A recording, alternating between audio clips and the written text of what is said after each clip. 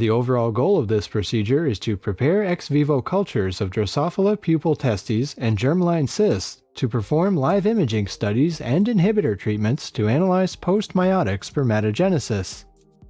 This is accomplished by first dissecting intact testes from early pupae 24 hours after puparium formation. The second step is to dissect single germ-line cysts from these testes.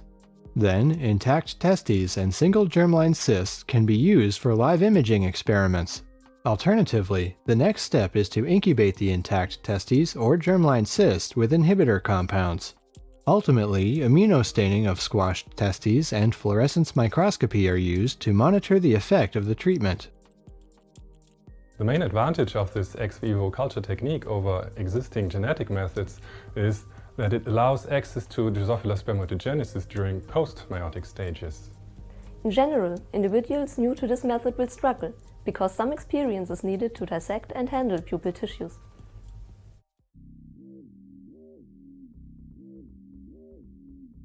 To begin the experiment, distribute drops of 80 microliters of Shields and Sang M3 insect medium with fetal bovine serum and antibiotics into a 10 cm petri dish.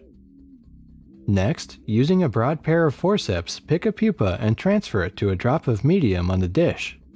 Then transfer the materials to a stereo microscope equipped with a fiber optic illuminator. Take care not to heat the testes above room temperature during the dissection.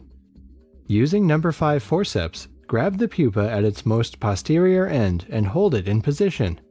Grab the anterior spiracles with another pair of forceps and open the pupal operculum at its anterior end. Peel off the pupal case until at least part of the